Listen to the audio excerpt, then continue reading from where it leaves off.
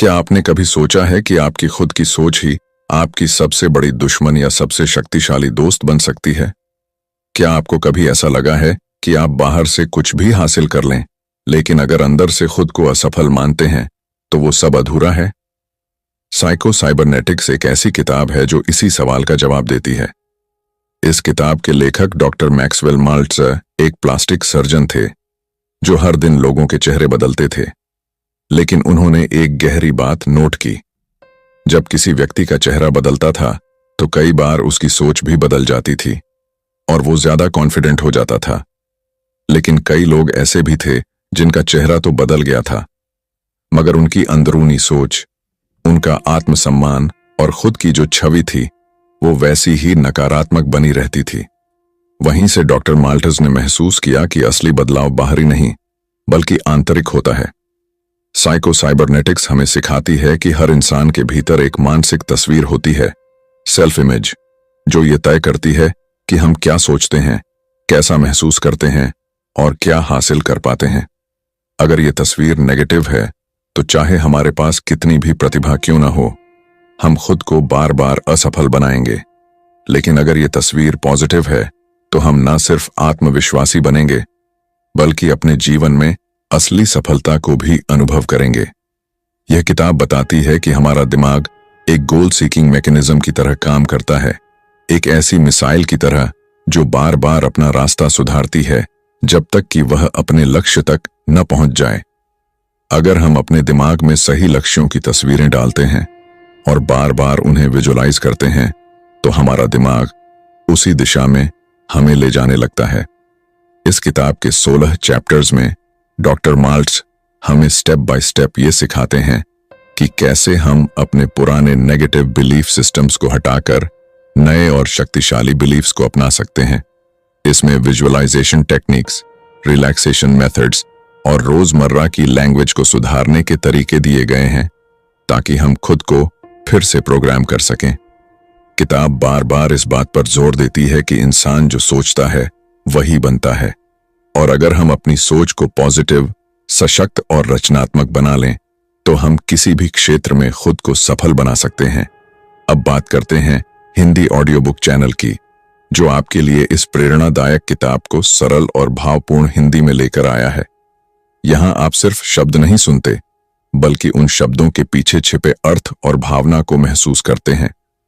हर chapter को इस तरह लिखा और सुनाया गया है कि वो आपके जीवन की किसी न किसी स्थिति से जुड़ सके और आपको ये एहसास दिला सके कि बदलाव मुमकिन है, बस उसकी शुरुआत आपके भीतर से होनी चाहिए।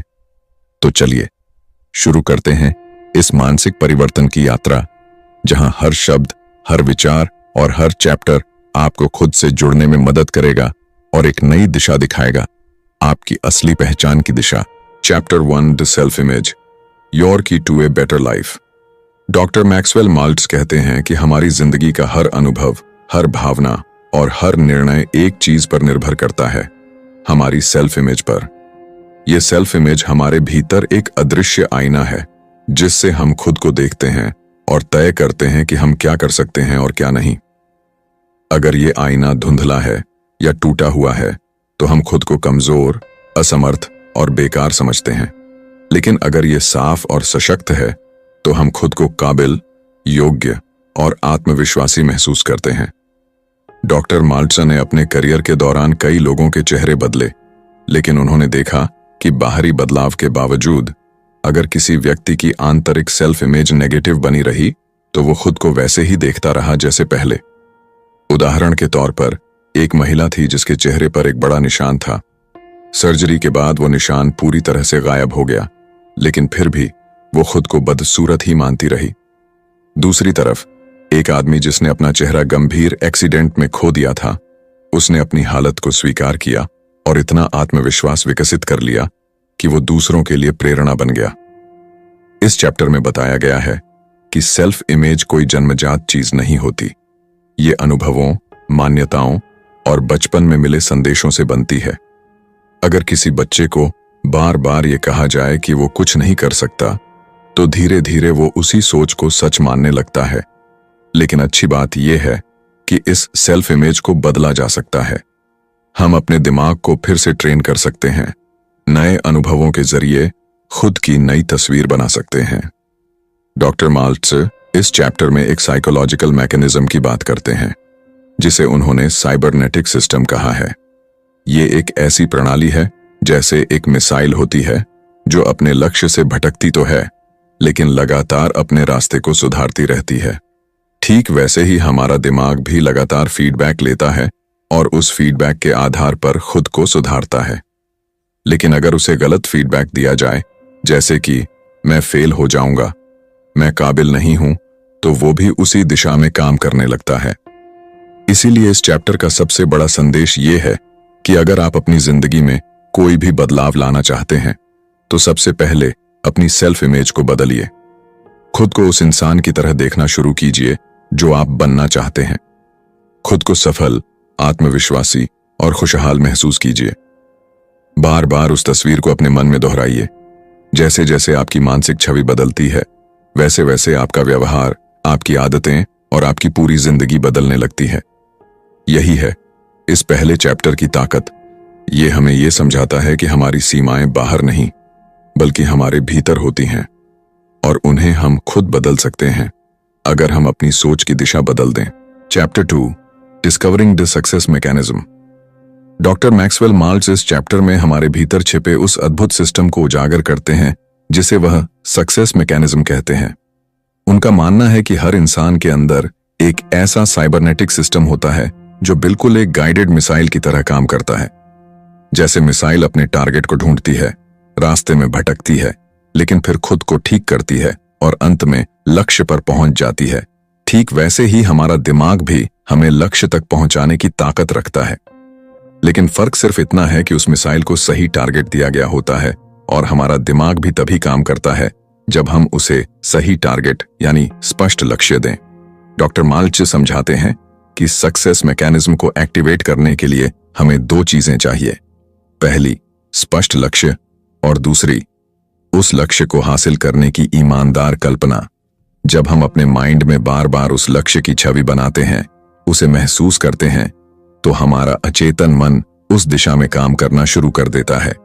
हमारा ब्रेन उस इमेज को सच मान लेता है और फिर उसे पूरा करने के लिए रास्ते खोजता है, नए आइडिया देता है, मौके दिखाता है और हमारी क्षमताओं को जगाता है। यहाँ एक दिलचस्प बात यह है कि हमारा दिमाग असल और कल्पना के बीच फर्क नहीं कर पाता। उदाहरण के लिए, अगर आप किसी डरावने अनुभव को याद करें या उसकी कल्पना करें, तो आपका शरीर वैसा ही रिएक्ट करेगा जैसे वो अभी सच में हो रहा हो। दिल तेज धड़कने लगेगा, पसीना आ सकता है, सांसें तेज हो सकती हैं। इसी सिद्धांत को सक्सेस के लिए भी इस्तेमाल किया जा सकता है।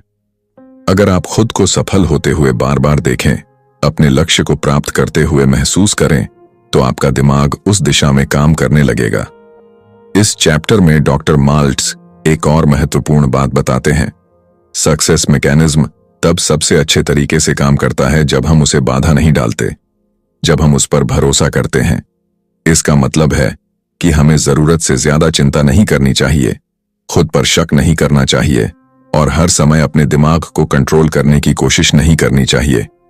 हमें अपने सिस्टम पर भरोसा करना सीखना होगा, ठीक वैसे जैसे कोई तीरंदाज तीर छोड़ने के बाद हवा की दिशा या दूरी की ज्यादा परवाह नहीं करता, बल्कि अपने अभ्यास और लक्ष्य पर भरोसा करता है।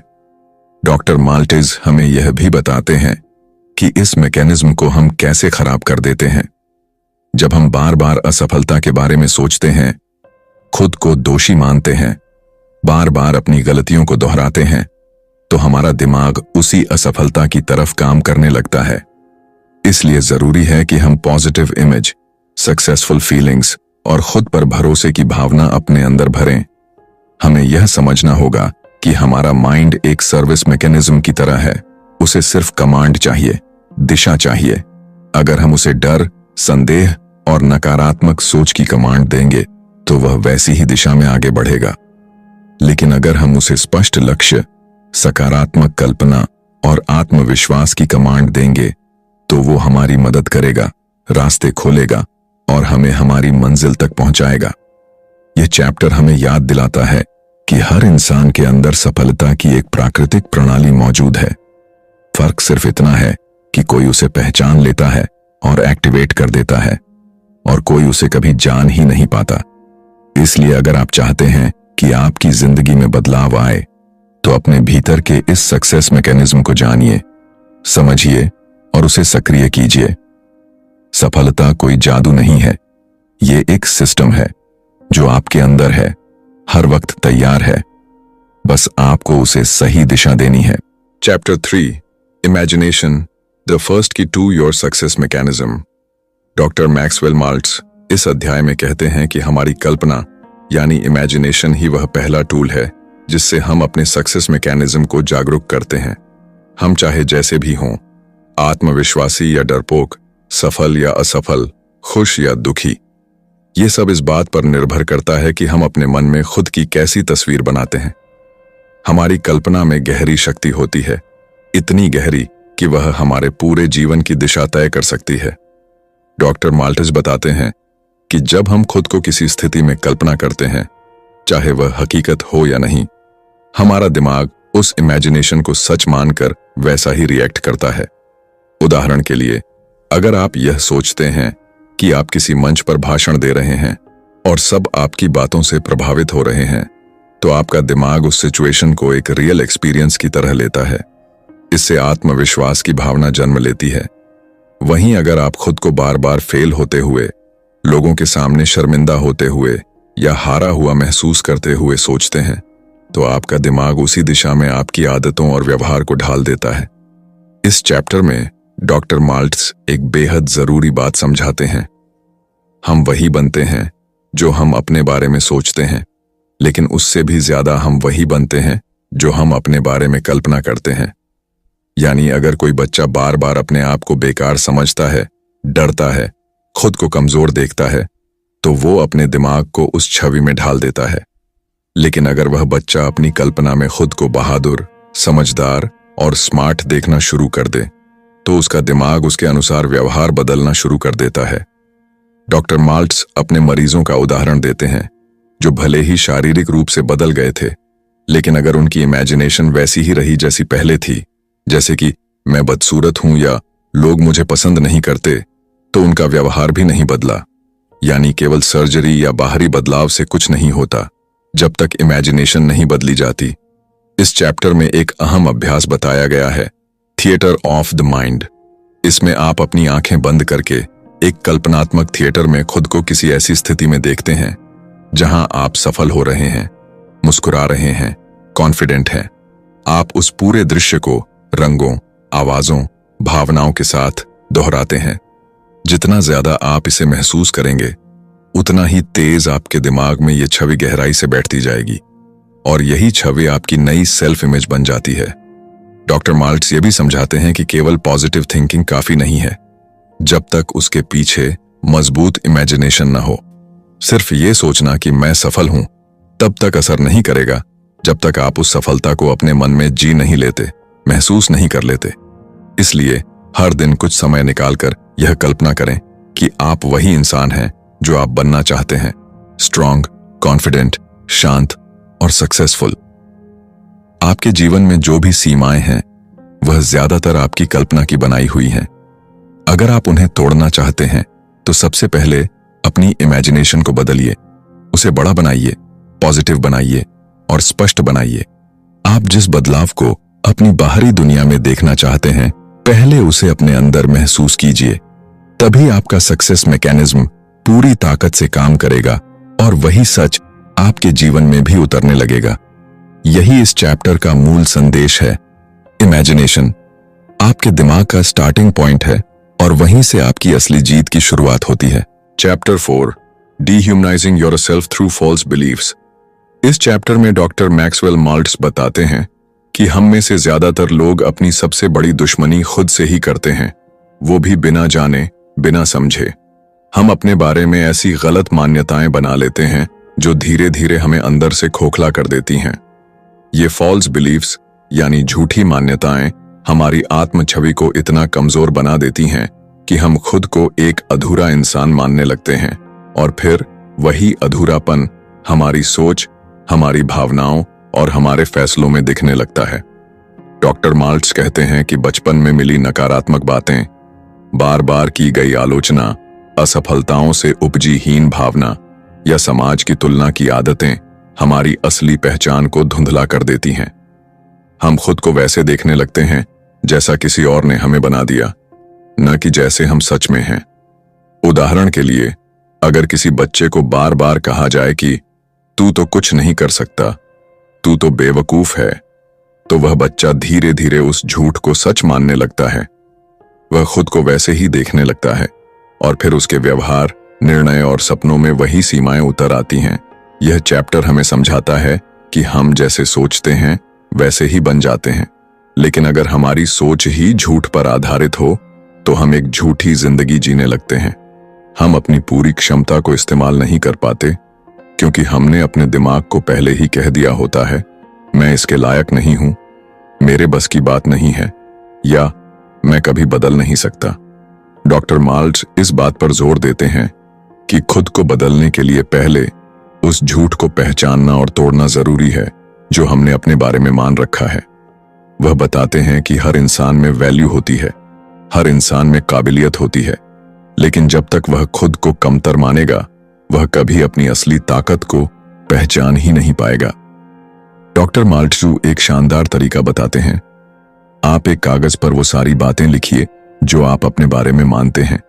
फिर सोचिए कि ये बातें आपने कब और क्यों माननी शुरू की। क्या ये आपकी खुद की सोच है या किसी और ने आपके दिमाग में डाली है? क्या ये सच है या बस डर और असफलता की वजह से बनी छवि? जब आप इन सवालों के जवाब तलाशने लगते हैं तब आप अपने भीतर की सच्चाई को देखने लगते हैं और फॉल्स बिलीफ्स का जाल टूटने लगता है। इसके साथ ही वे हमें यह भी बताते हैं कि सिर्फ पुराने विश्वासों को तोड़ना ही काफी नहीं है, हमें उनके स्थान पर नई, सशक्त और सच्ची मान्यताएं रखनी होंगी। हमें खुद को यह याद दिलाना होगा, मैं उतना ही अच्छा हूं जितना कोई और, मुझ में काबिलियत है, मेरे पास सीखने, बदलने और बढ़ने की पूरी क्षमता है। ये बातें पहले बनावटी लग सकती हैं, लेकिन जैसे जैसे हम इन्हें रोज महसूस करते हैं, दोहराते हैं, हमारा दिमाग उन्हें स्वीकार करने लगता है।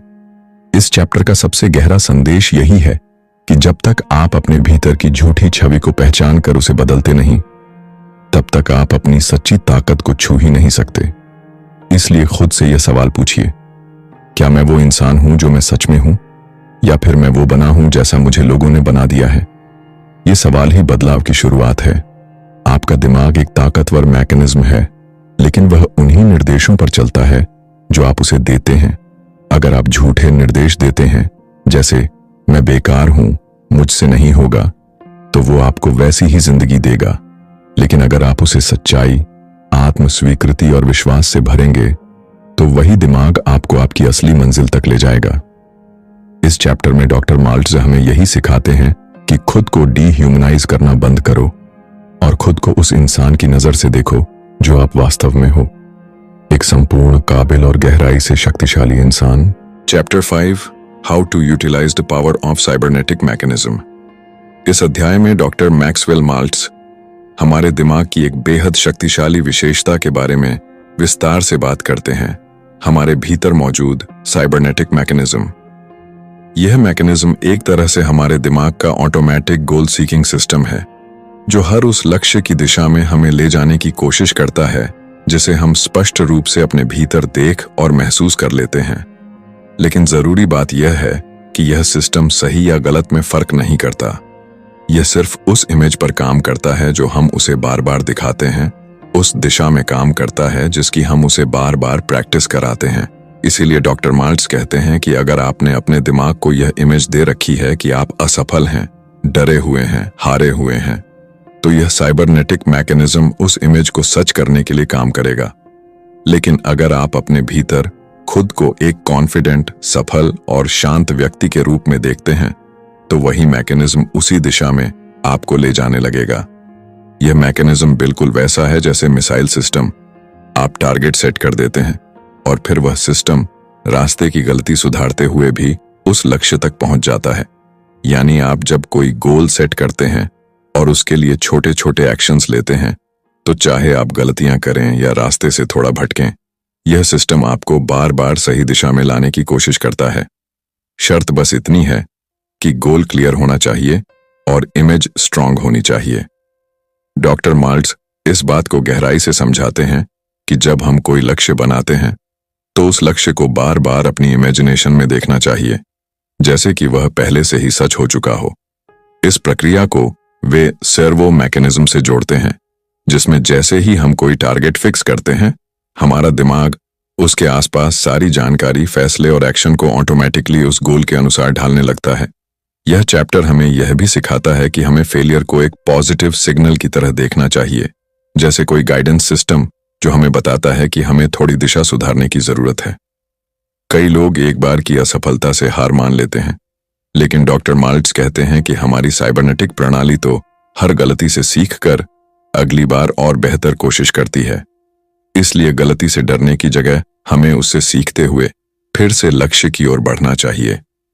वो यह भी बताते हैं कि हर बार जब हम कोई सही एक्शन लेते हैं, कोई अच्छी इमेज बनाते हैं, तो हम अपने ब्रेन को ट्रेन कर रहे होते हैं।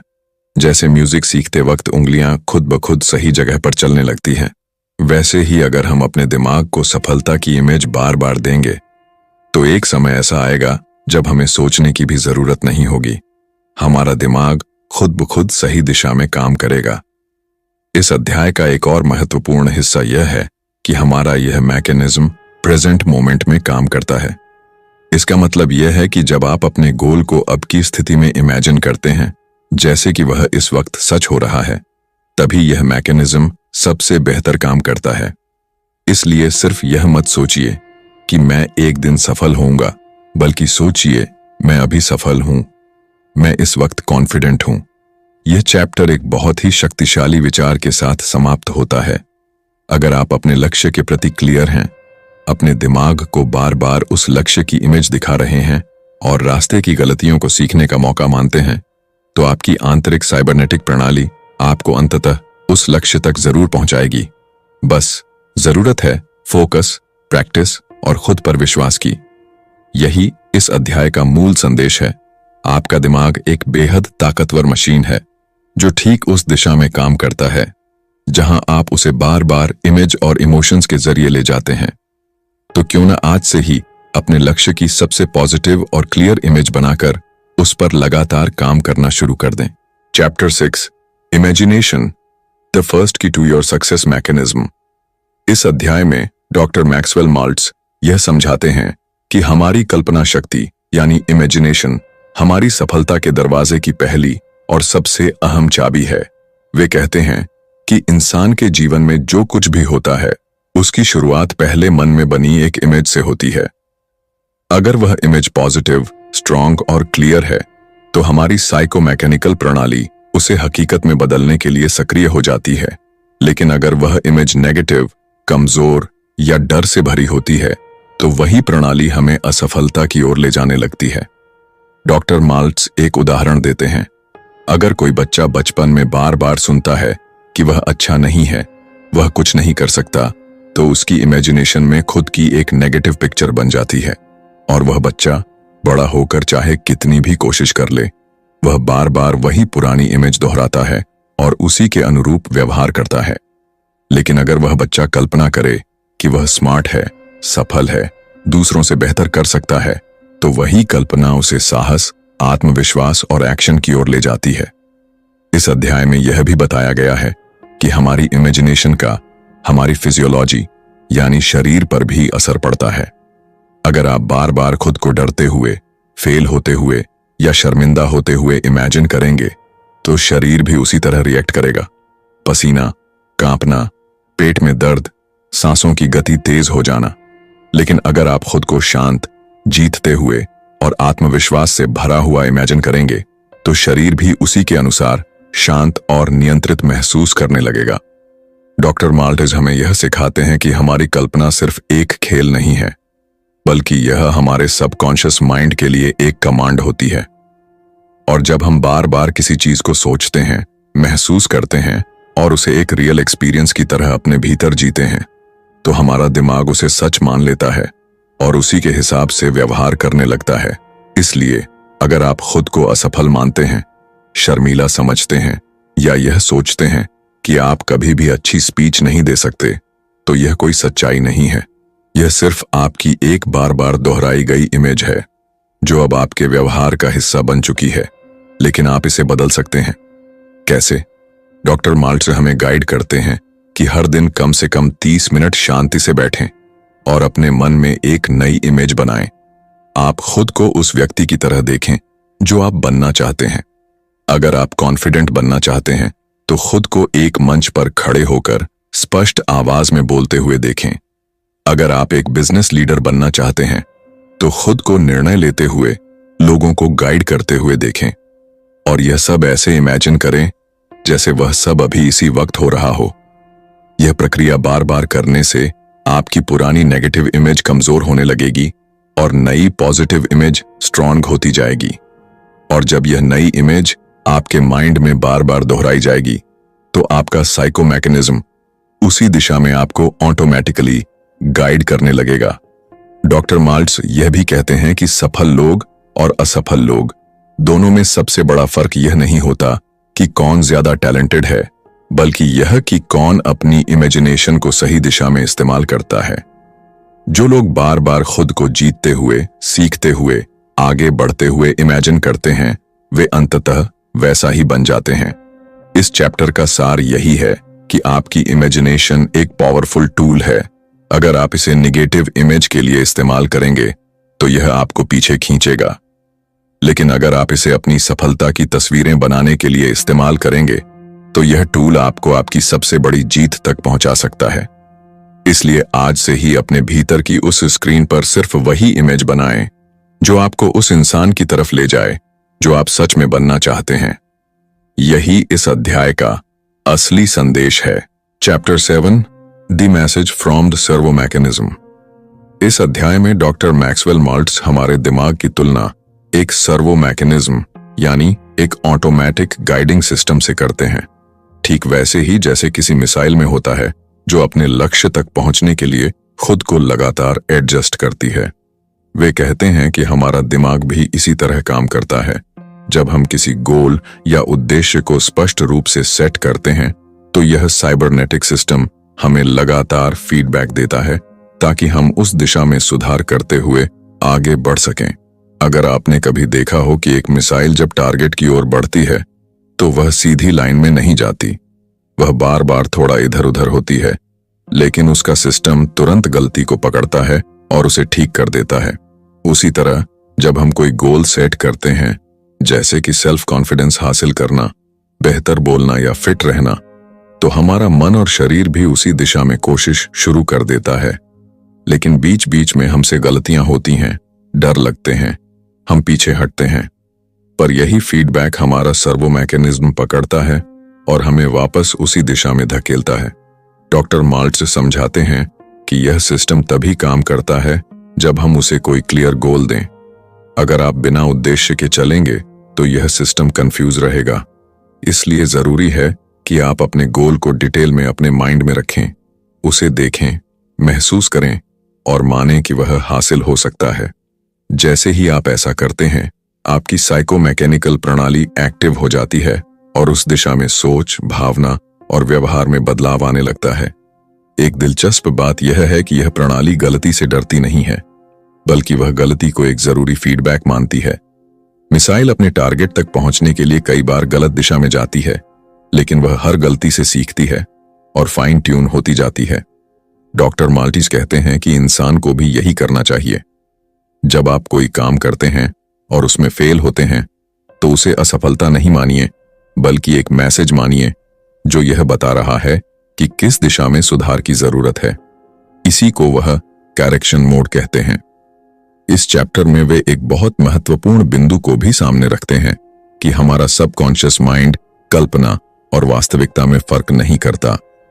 इसलिए जब आप बार बार किसी लक्ष्य को अपनी कल्पना में अनुभव करते हैं तो आपका सर्वो मैकेनिज्म उसे असली मानकर उसी दिशा में खुद को ट्यून करता है।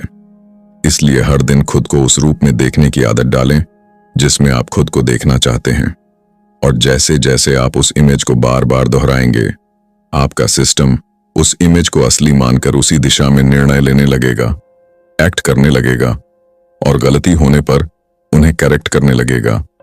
आपको बस इतना करना है कि अपने लक्ष्य को बार बार क्लियर रूप में अपने दिमाग में रखें, अपने डर को फीडबैक मानें और गलती होने पर खुद को डांटने की बजाय यह समझें कि यह एक सिग्नल है जो आपको सही दिशा में मोड़ रहा है। यह अध्याय हमें यह सिखाता है कि हम सबके भीतर एक ऑटोमेटिक सक्सेस सिस्टम है जो हर समय एक्टिव है।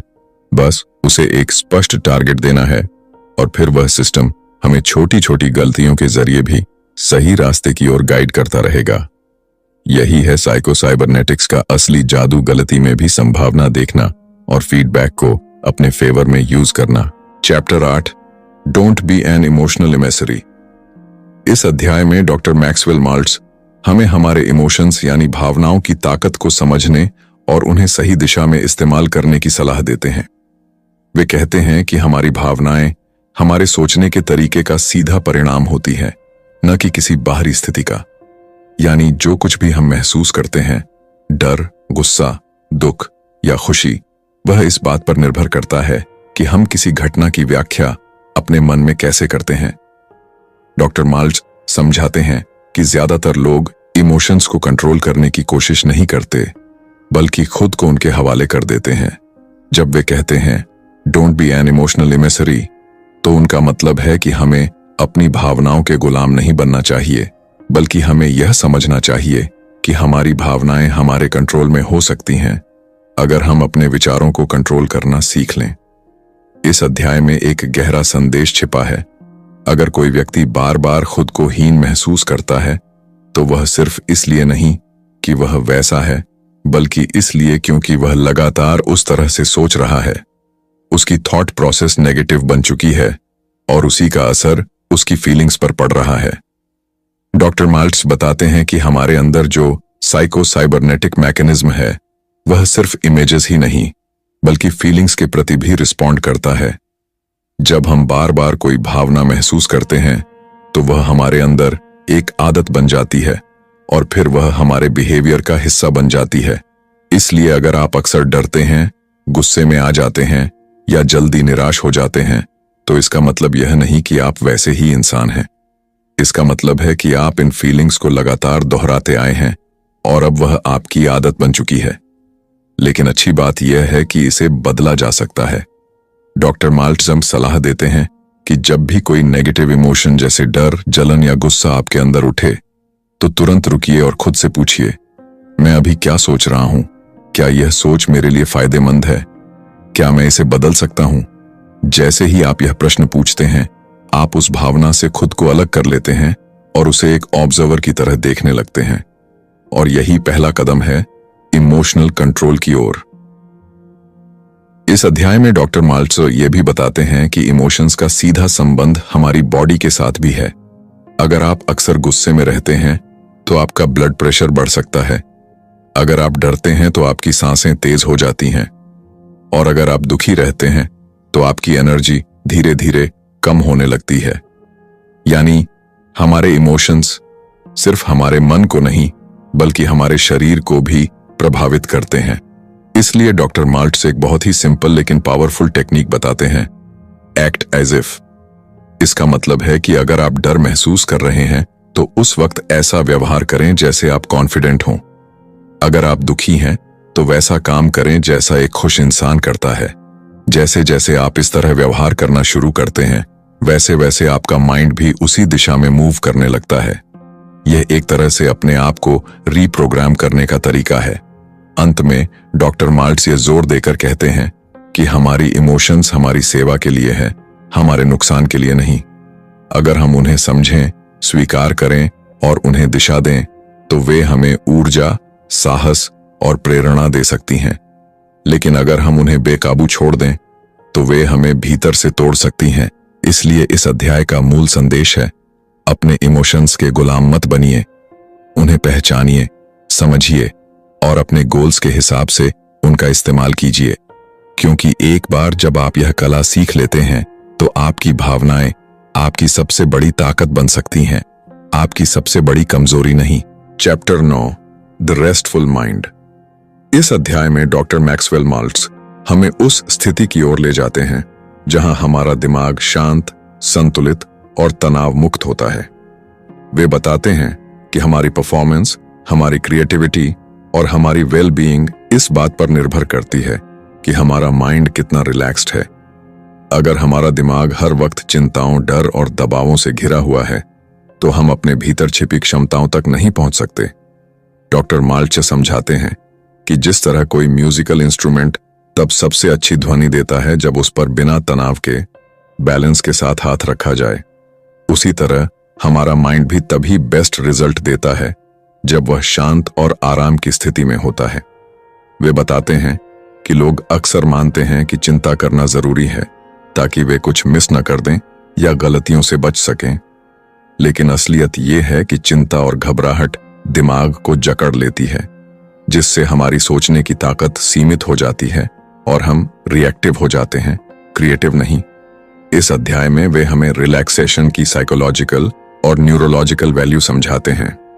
जब हम शारीरिक और मानसिक रूप से रिलैक्स होते हैं तो हमारा शरीर पैरासिम्पैथेटिक नर्वस सिस्टम को एक्टिव करता है, जो हमें हीलिंग, एनर्जी रिस्टोर और इमोशनल बैलेंस की दिशा में ले जाता है।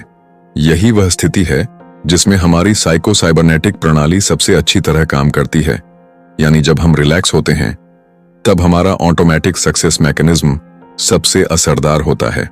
डॉक्टर माल्ट्स बताते हैं कि रिलैक्स होना सीखा जा सकता है। यह कोई लक नहीं बल्कि एक स्किल है।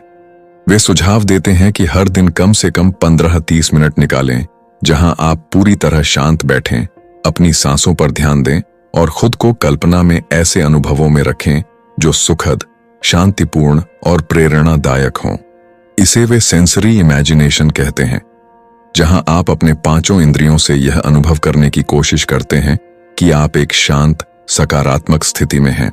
यह प्रैक्टिस न सिर्फ दिमाग को आराम देती है बल्कि आपकी सेल्फ इमेज को भी धीरे धीरे पॉजिटिव बनाती है। एक और जरूरी बात जो इस अध्याय में सामने आती है वह यह है कि जब हम रिलैक्स होते हैं तो हमारी फीलिंग्स और थॉट्स में क्लैरिटी आती है। हम खुद को बेहतर समझ पाते हैं, फैसले सही ले पाते हैं और दूसरों से बेहतर जुड़ पाते हैं। रिलैक्स माइंड केवल परफॉर्मेंस के लिए जरूरी नहीं है, यह हमारे रिलेशनशिप, हमारी हेल्थ और हमारे आत्मसम्मान के लिए भी जरूरी है। डॉक्टर माल्ट यह भी बताते हैं कि रिलैक्सेशन का मतलब यह नहीं कि आप कुछ करें ही नहीं या आलसी हो जाएं, बल्कि इसका मतलब है कि जो भी करें उसे शांत मन, केंद्रित ध्यान और पॉजिटिव एनर्जी के साथ करें। जब माइंड टेंशन से मुक्त होता है तो उसका फोकस गहरा हो जाता है और वह बड़ी से बड़ी चुनौती का समाधान भी सहजता से खोज सकता है। इस अध्याय का सार यही है कि हमें अपनी लाइफ में रिलैक्सेशन को कोई एक्स्ट्रा लग्जरी नहीं बल्कि एक जरूरत की तरह अपनाना चाहिए। रोजाना का रिलैक्सेशन, चाहे वह डीप ब्रीदिंग हो, इमेजिनेशन हो या शांत वॉक, हमारे दिमाग को उस रेस्टफुल स्टेट में लाता है जहां हम खुद से फिर से जुड़ते हैं, जहां डर और चिंता गायब हो जाते हैं और जहां हमारा असली क्रिएटिव पावर जागता है। डॉक्टर माल्ट्स हमें यह याद दिलाते हैं कि एक शांत दिमाग ही वह जमीन है जहां आत्मविश्वास, आत्मसम्मान और सफलता की फसल उगती है। इसलिए अगले बार जब आप किसी चीज को लेकर तनाव में हो तो खुद से कहिए, मुझे अभी रिलैक्स होना है ताकि मेरा सर्वो मैकेनिज्म अपना काम कर सके। यही मानसिक शांति का रहस्य है। चैप्टर 10, डिस्टर्बिंग थॉट्स को कैसे हैंडल करें। इस अध्याय में डॉक्टर मैक्सवेल माल्ट्स एक ऐसे मुद्दे पर रोशनी डालते हैं जो हर इंसान के जीवन में बार बार आता है, नेगेटिव और डिस्टर्बिंग थॉट्स। वह कहते हैं कि चाहे हम कितनी भी कोशिश कर लें, हमारे मन में अनचाहे, परेशान करने वाले विचार आते ही रहते हैं। लेकिन सवाल यह नहीं है कि वे विचार आते हैं या नहीं, असली सवाल यह है कि हम उन विचारों के साथ क्या करते हैं। डॉक्टर माल्ट्स बताते हैं कि हमारा माइंड एक तरह की मशीन की तरह है जो लगातार थॉट्स जनरेट करता रहता है। इनमें से कई विचार पुराने अनुभवों, डर, शर्म या फेलियर से जुड़े होते हैं। कभी कभी ये विचार इतने ज्यादा शक्तिशाली लगते हैं कि हमारा मूड, एनर्जी और कॉन्फिडेंस पूरी तरह डाउन हो जाता है। लेकिन डॉक्टर माल्ट्स यह स्पष्ट करते हैं कि इन विचारों की ताकत हमारे रिएक्शन में छिपी होती है, न कि खुद विचार में। अगर हम इन विचारों को सच मान लें, बार बार उन पर ध्यान दें, तो वे हमें कंट्रोल करने लगते हैं। लेकिन अगर हम उन्हें सिर्फ एक मेहमान की तरह देखें जो आया है और जाएगा भी, तो वे हमें छू भी नहीं सकते। इस अध्याय में वे हमें एक बेहद महत्वपूर्ण टेक्निक सिखाते हैं जिसे वे कैंसल टेक्निक कहते हैं। जब भी कोई नेगेटिव थॉट दिमाग में आए, जैसे तू तो कभी सफल नहीं हो सकता, लोग तुझे रिजेक्ट कर देंगे, तू बेकार है, तो तुरंत अपने दिमाग में जोर से कहो कैंसल। इससे आप उस विचार को पहचानते हो, उसे एक्सेप्ट किए बिना रद्द कर देते हो और फिर खुद को पॉजिटिव दिशा में शिफ्ट कर पाते हो। डॉक्टर माल्ट्स यह भी बताते हैं कि जैसे ही हम किसी नेगेटिव थॉट को पकड़ते हैं, हमें तुरंत उसके विपरीत विचार को सोचने की आदत डालनी चाहिए। अगर दिमाग कहे मैं ये नहीं कर सकता, तो आप कहिए मैं ये कर सकता हूं, मैंने पहले भी कई बार किया है। अगर दिमाग कहे मेरे अंदर कुछ खास नहीं है, तो कहिए मेरे अंदर यूनिक काबिलियत है जो किसी और में नहीं।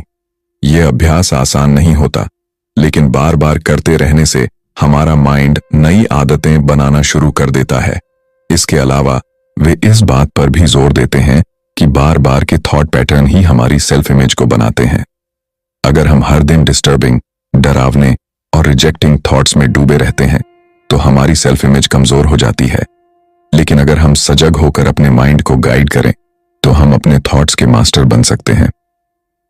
डॉक्टर माल्ट्स एक और जरूरी बात बताते हैं, थॉट्स को दबाना नहीं है, बल्कि उन्हें देखने और बदलने की कला सीखनी है। क्योंकि अगर आप उन्हें दबाओगे तो वे और ज्यादा जोर से वापस आएंगे। लेकिन अगर आप उन्हें शांत मन से देखो, समझो और फिर सोचो क्या यह विचार मेरी मदद कर रहा है या नुकसान पहुंचा रहा है, तो आप उन्हें सही दिशा में मोड़ सकते हो। इस अध्याय का सार यही है कि हम अपने विचारों के गुलाम नहीं हैं, बल्कि उनके गाइड बन सकते हैं। हमें यह समझना होगा कि हर थॉट सच्चाई नहीं होता, वह बस एक संभावित व्याख्या होती है और हमें तय करना होता है कि हम किस व्याख्या को चुनते हैं। डॉक्टर माल्ट्स हमें सिखाते हैं कि जैसे कोई रेडियो पर चैनल बदलता है, वैसे ही हम अपने माइंड का चैनल भी बदल सकते हैं। और अंत में वे हमें याद दिलाते हैं कि जब भी कोई डिस्टर्बिंग थॉट आए, घबराने की बजाय मुस्कुराइए और कहिए ये बस एक पुराना पैटर्न है और अब मैं इसे बदल रहा हूं। यही है मानसिक स्वतंत्रता की पहली सीढ़ी। चैप्टर 11, अपनी कल्पना की शक्ति को सही दिशा में कैसे इस्तेमाल करें। इस अध्याय में डॉक्टर मैक्सवेल माल्ट्स हमें एक गहरी लेकिन बेहद व्यावहारिक सच्चाई से परिचित कराते हैं, हमारी इमेजिनेशन यानी कल्पना की ताकत। वह कहते हैं कि इंसान का माइंड हकीकत और कल्पना के बीच फर्क नहीं कर पाता। अगर आप किसी डरावने अनुभव को याद करें, तो आपकी बॉडी वैसे ही रिएक्ट करेगी जैसे वह उस सिचुएशन में कर रही थी। हार्ट बीट तेज हो जाएगी, पसीना आ सकता है, घबराहट महसूस होगी। अब सोचिए, अगर नकारात्मक कल्पनाएं हमें डरा सकती हैं, तो पॉजिटिव और सशक्त कल्पनाएं हमें कितना ऊपर उठा सकती हैं। डॉक्टर माल्ट्स कहते हैं कि हमारा ब्रेन एक सर्वो मैकेनिज्म है, यानी एक ऐसा टारगेट ढूंढने वाला सिस्टम जो हमारी कल्पना के अनुसार दिशा लेता है। जब आप अपने बारे में ये कल्पना करते हैं कि आप कॉन्फिडेंट हैं, शांत हैं, सक्सेसफुल हैं, तो ब्रेन उस कल्पना को सच करने के लिए अपने रिसोर्सेज एक्टिवेट कर देता है। लेकिन जब आप बार बार खुद को कमजोर, डरपोक या फेलियर की इमेज में देखते हैं, तो ब्रेन उस दिशा में काम करने लगता है। इसलिए यह जरूरी है कि हम अपनी कल्पना की दिशा को सजग होकर चुनें। इस अध्याय में डॉक्टर माल्ट्स हमें एक एक्सरसाइज सिखाते हैं जिसे वह the theatre of the mind कहते हैं। इसमें आप हर दिन कुछ मिनटों के लिए आंखें बंद करके खुद को एक थिएटर हॉल में बैठा हुआ कल्पना करें। पर्दे पर एक मूवी चल रही हो और उस मूवी में आप हैं, लेकिन एक पॉजिटिव, आत्मविश्वासी, मजबूत और सफल वर्जन में। आप देख रहे हैं कि आप उस सिचुएशन को बखूबी हैंडल कर रहे हैं जो आपको पहले डराती थी। आप लोगों से आत्मविश्वास के साथ बात कर रहे हैं, आप पब्लिक स्पीकिंग कर रहे हैं, आप इंटरव्यू में पास हो रहे हैं, या जो भी आपकी विश है वह मूवी में दिख रहा है। डॉक्टर माल्ट्स जोर देते हैं कि यह कोई फैंटेसी नहीं है, बल्कि माइंड को प्रोग्राम करने की एक साइंटिफिक टेक्निक है। जब आप बार बार इस प्रकार की कल्पनाएं करते हैं, तो आपका सबकॉन्शियस माइंड उस इमेज को रियल मानने लगता है और फिर वह इमेज आपकी नई सेल्फ इमेज बन जाती है। नतीजा यह होता है कि आपका बिहेवियर, फीलिंग्स और रिएक्शन उस नई इमेज से मैच करने लगते हैं। डॉक्टर माल्ट्स यह भी कहते हैं कि अगर आपकी पुरानी सेल्फ इमेज बहुत नेगेटिव रही है तो शुरुआत में पॉजिटिव कल्पना करना मुश्किल लग सकता है। ऐसे में आपको खुद को यह याद दिलाना होगा कि यह सिर्फ अभ्यास की बात है। जैसे जैसे आप नियमित रूप से इस theatre of the mind exercise को करते जाएंगे, आपकी कल्पना और स्पष्ट होती जाएगी और उसका असर आपके बिहेवियर पर दिखने लगेगा। वे यह भी कहते हैं कि कल्पना को केवल विश करने के लिए मत इस्तेमाल कीजिए, बल्कि उसे अनुभव करने के लिए इस्तेमाल कीजिए। यानी जब आप खुद को उस विजुअलाइजेशन में देखें तो महसूस करें कि आप कैसा फील कर रहे हैं, आपके चेहरे पर क्या एक्सप्रेशन है, आपके अंदर कैसा कॉन्फिडेंस है, आसपास लोग कैसे रिएक्ट कर रहे हैं। यह इमोशनल इन्वॉल्वमेंट आपके ब्रेन को यकीन दिलाता है कि यह रियल है। इसके अलावा डॉक्टर माल्ट्स एक और महत्वपूर्ण बात बताते हैं। कल्पना का सबसे अच्छा समय सुबह उठते ही और रात को सोने से पहले होता है। इन समयों पर हमारा माइंड अल्फा स्टेट में होता है, जहां सबकॉन्शियस प्रोग्रामिंग सबसे ज्यादा प्रभावशाली होती है। इसीलिए दिन की शुरुआत और अंत में पॉजिटिव सेल्फ इमेज की कल्पना करना बेहद असरदार होता है। इस अध्याय का सार यही है कि आप जो इमेज अपने माइंड में बार बार डालते हैं वही आपकी असलियत बनती है। अगर आप खुद को हीरो की तरह देखते हैं तो धीरे धीरे आप उस रोल में फिट होने लगते हैं। अगर आप खुद को बार बार फेलियर के रूप में देखते हैं तो आपके बिहेवियर उसी के मुताबिक बनने लगते हैं। इसलिए डॉक्टर माल्ट्स हमें सजगता से अपनी कल्पना को गाइड करने की सलाह देते हैं, क्योंकि वहीं से हमारा रियल ट्रांसफॉर्मेशन शुरू होता है। चैप्टर 12, असफलताओं और गलतियों को सफलता के स्टेप्स में कैसे बदले। इस अध्याय में डॉक्टर मैक्सवेल माल्ट्स हमें एक बहुत ही जरूरी और प्रभावशाली दृष्टिकोण सिखाते हैं। वो यह कि असफलता कोई स्थायी पहचान नहीं है, बल्कि यह सिर्फ एक फीडबैक है, एक संकेत जो हमें बताता है कि हमें किस दिशा में सुधार करना है।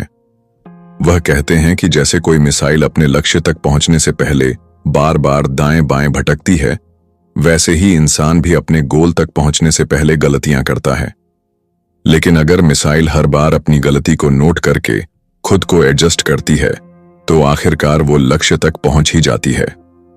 ठीक इसी तरह हम भी अगर अपनी गलतियों को डांटने या अफसोस करने की बजाय सीखने के मौके के रूप में लें तो हमारी हर असफलता एक सीढ़ी बन सकती है जो हमें ऊपर उठाती है। डॉक्टर माल्ट्स बताते हैं कि असली समस्या गलती नहीं होती, बल्कि हम उस गलती को किस नजर से देखते हैं, यह ज्यादा मायने रखता है। अगर आप अपनी एक गलती को अपनी पहचान बना लें, जैसे मैं हमेशा फेल होता हूं, मेरे बस का कुछ नहीं है, तो आप अपनी सेल्फ इमेज को कमजोर बना रहे हैं। लेकिन अगर आप कहें मैंने एक कोशिश की जो सफल नहीं हुई, अब मैं बेहतर तरीके से फिर कोशिश करूंगा, तो आप अपने माइंड को स्ट्रेंथन कर रहे हैं। वे बताते हैं कि सक्सेसफुल लोग गलती करने से डरते नहीं हैं, क्योंकि उन्होंने अपनी सेल्फ इमेज को गलती से अलग कर लिया होता है। वे जानते हैं कि गलती का मतलब है सीखने का एक और मौका। वे इसे व्यक्तिगत विफलता नहीं मानते, बल्कि प्रोसेस का हिस्सा मानते हैं। वे फेलियर को पर्सनल इंसल्ट नहीं मानते, बल्कि एक डेटा पॉइंट मानते हैं जो उन्हें बताता है कि अगली बार क्या सुधार करना है। इस चैप्टर में डॉक्टर माल्ट्स एक और अहम बात समझाते हैं। आपका ब्रेन हर अनुभव को स्टोर करता है, लेकिन आप उस स्टोरेज का क्या मतलब निकालते हैं, वही आपकी जिंदगी को आकार देता है। अगर आपने बचपन में किसी के सामने बोलते हुए ठोकर खाई और सब हंसे, तो उस घटना को आप मैं पब्लिक में बोल नहीं सकता के रूप में स्टोर कर लेते हैं, और यही स्टोर्ड इमेज आपकी सेल्फ इमेज बन जाती है। लेकिन अगर आप उस अनुभव को यह कहकर रिफ्रेम करें कि मैंने उस समय तैयारी नहीं की थी, अब मैं सीख कर बेहतर बन सकता हूं, तो आप अपनी सेल्फ इमेज को पॉजिटिव दिशा में बदल सकते हैं। वे कहते हैं कि हमारा माइंड फाइनल नहीं है, वो बदल सकता है, रिप्रोग्राम हो सकता है। लेकिन यह तभी मुमकिन है जब हम पुरानी गलतियों को बार बार रिप्ले करने की बजाय उन्हें नए नजरिए से देखें और उनसे पॉजिटिव लेसन निकालें। डॉक्टर माल्ट्स हमें एक अभ्यास भी देते हैं।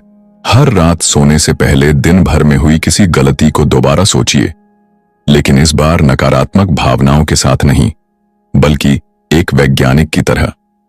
पूछिए, मैंने क्या किया?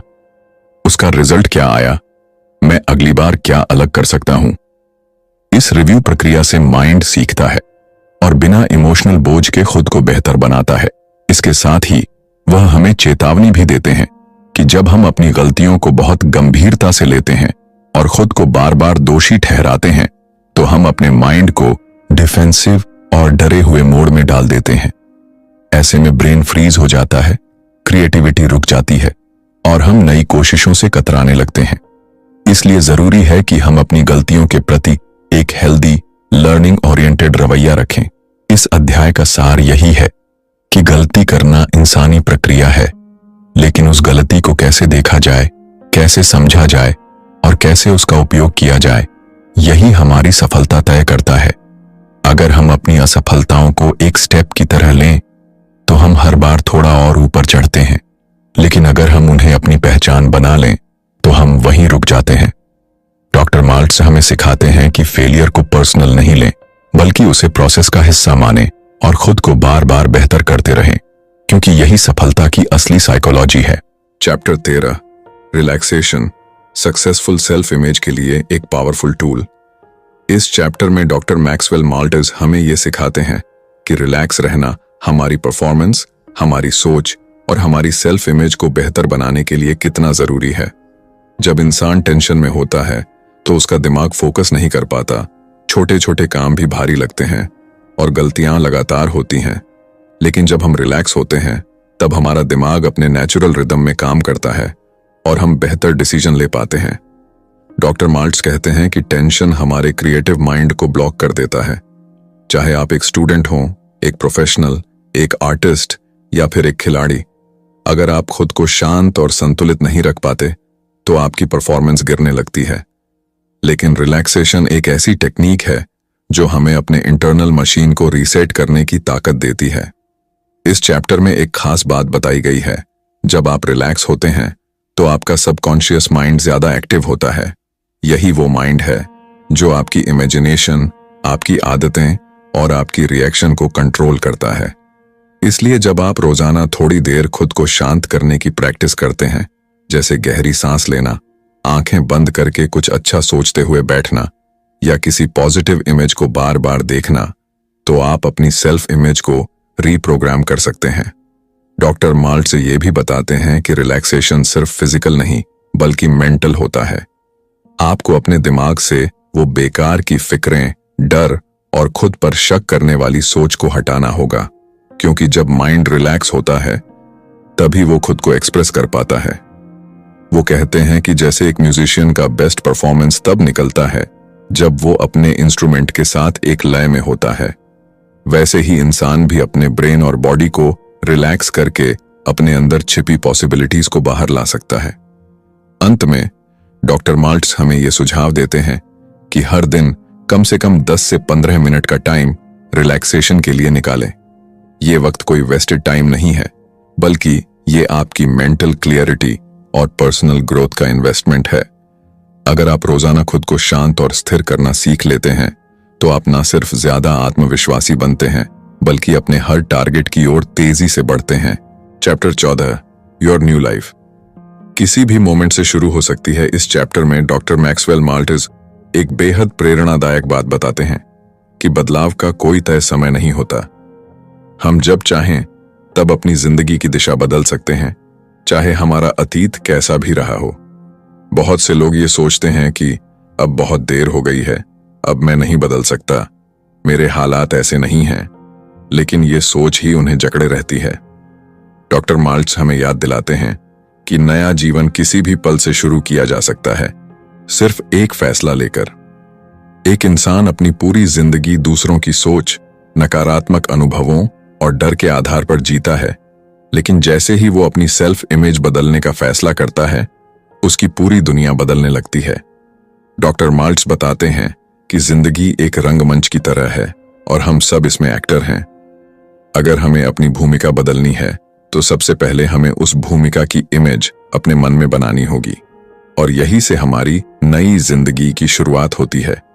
वो कहते हैं कि हमारा माइंड गुजरे हुए कल और आने वाले कल में उलझा रहता है, लेकिन असल शक्ति अभी में है।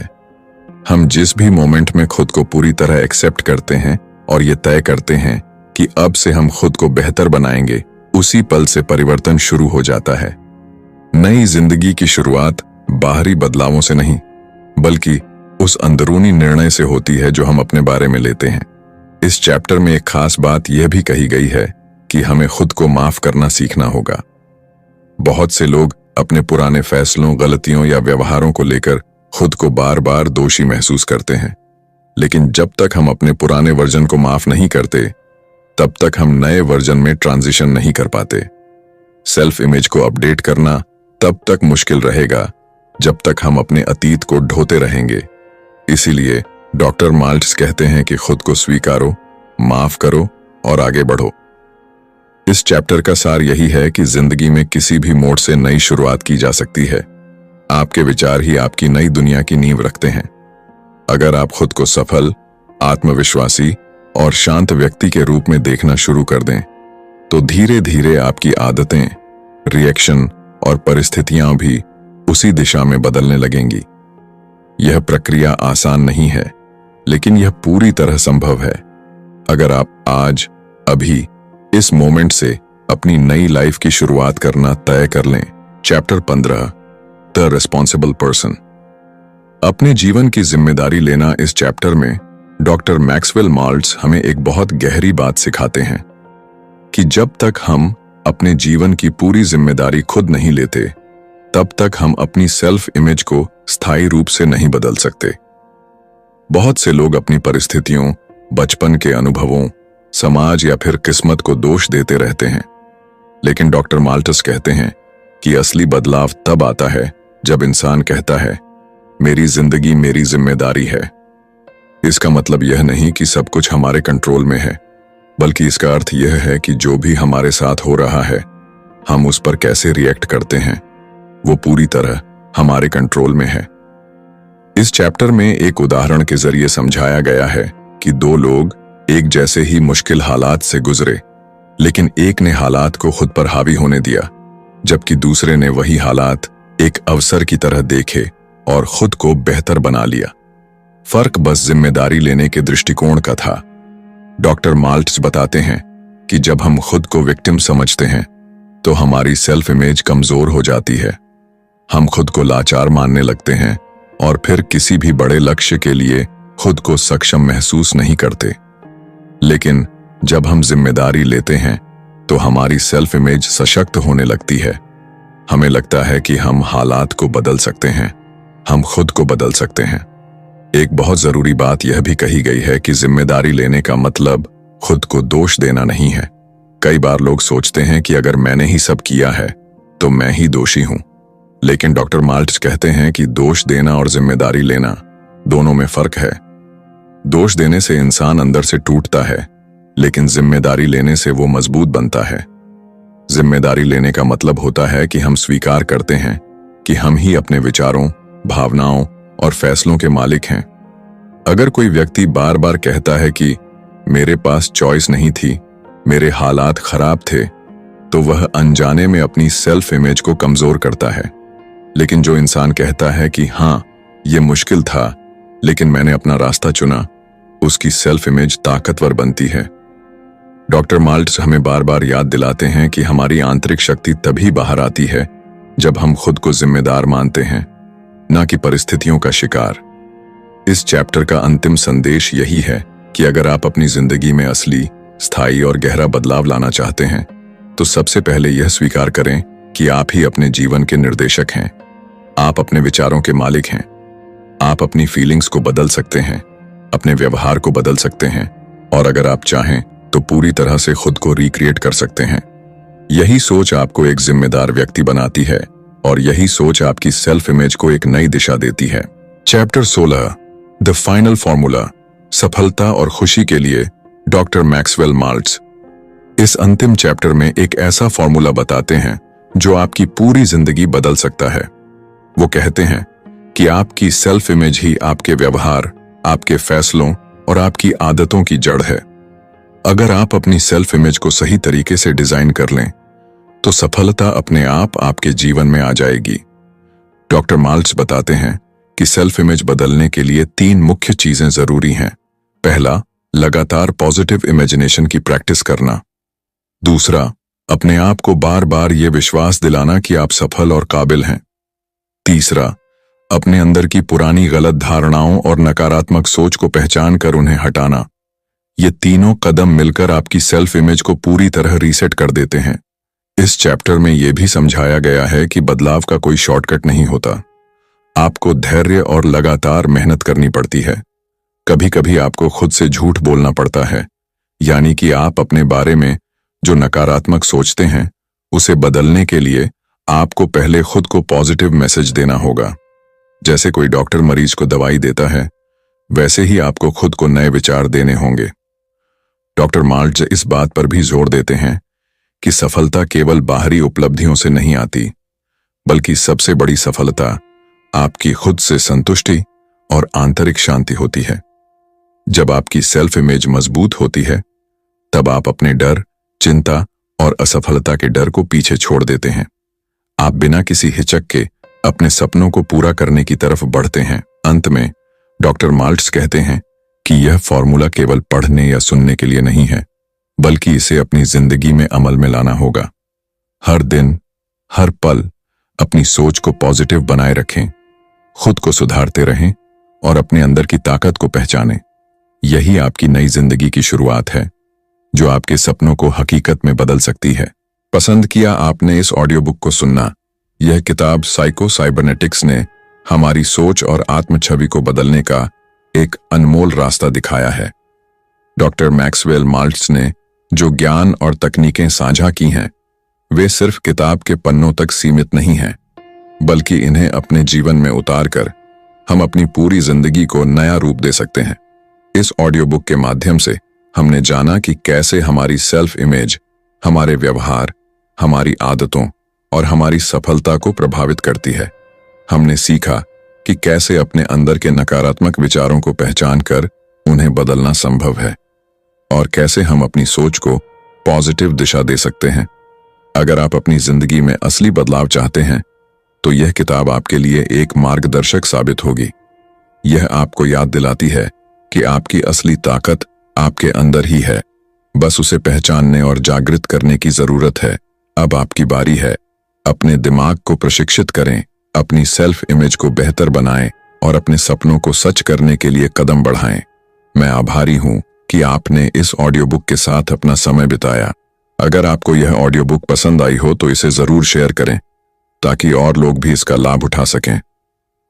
हमारे साथ जुड़ने के लिए धन्यवाद। हिंदी ऑडियो बुक के चैनल पर हम ऐसे ही प्रेरणादायक किताबों के सारांश और ऑडियो बुक लेकर आते रहेंगे, तो जुड़े रहिए और सीखते रहिए। आपके सवाल और सुझाव हमेशा स्वागत हैं। फिर मिलेंगे एक नई किताब और नई कहानी के साथ। तब तक खुश रहें, सीखते रहें और आगे बढ़ते रहें।